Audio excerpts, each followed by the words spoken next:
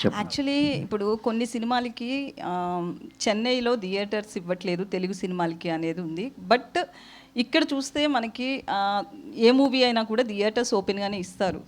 ఆ స్టార్కున్న fan following కావచ్చు, దేన్ని ఒక దాన్ని బేస్ చేసుకుని. దీనికి ఏం చెప్తారు? కొంతమంది అక్కడ మనకి మన మూవీస్కి థియేటర్స్ రావట్లేదు అనేది ఒక నెగిటివ్ టాక్ కూడా ఉంది. ఎందుకంటే దివాళీకి మనకి ఇక్కడ చాలా మూవీస్ వస్తున్నాయి. సో దాని గురించి అలా ఏమి ఉండదండి. ఇప్పుడు Diwali is the biggest festival in Tamil Nadu. Okay, అక్కడ కంపారిటివ్గా మనకన్నా థియేటర్స్ నెంబర్ తక్కువ. థియేటర్స్ మనకి 1800 ఎంత ఉన్నాయి, అక్కడ ఉన్నాయి 600 700 ఇఫ్ ఐఎమ్ రైట్, లేకపోతే మ్యాక్సిమం 800 ఉంది. సో ఇప్పుడు ఒకటేనండి, ఇప్పుడు సినిమాలన్నీ రిలీజ్ అవుతాయి. ఒకటేమో X number of theatres, Y Z అలా క్యారీ చేస్తున్నాయి అన్ని సినిమాలు.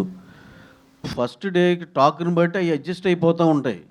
You give the best content, పెద్ద హిట్ కంటెంట్ ఇవ్వు, తీసుకెళ్ళు. అంతేగాని ఊరికి నేను థియేటర్లు రావట్లేదు అవన్నీ, that is not like that. అంటే ఇప్పుడు మనకు ఒక రూల్ ఉంది, పొంగల్ టైంలో ఓకే వీ హ్యావ్ సమ్ ఇది అట్లా.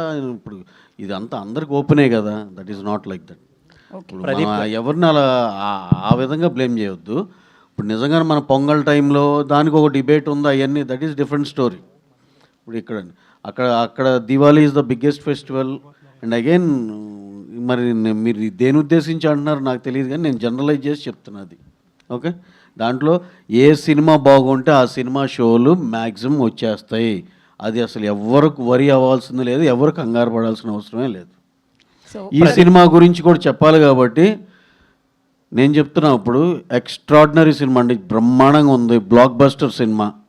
దాన్ని మించి ఇంకోటి రానివ్వండి, వీఆర్ వెల్కమింగ్, అలా రావాలని కోరుకుంటున్నాం. మా దాంట్లోంచి కూడా కొన్ని షోలు ఇస్తాం, దాంట్లో అయితే ఇబ్బంది ఏం లేదు. మేము ఎన్ని షోలు వేసుకున్నాం సరే, నిజంగా దాన్ని దాటి ఎక్స్ట్రాడినరీ కంటెంట్ ఏమైనా ఉంటే కనుక నేను సభాముఖంగానే చెప్తున్నా, అదే మన అందరు జర్నలిస్టుల ముందులే, మా దాంట్లోంచి కూడా కొన్ని షోలు ఇస్తాం. That won't be a problem అండి అసలు.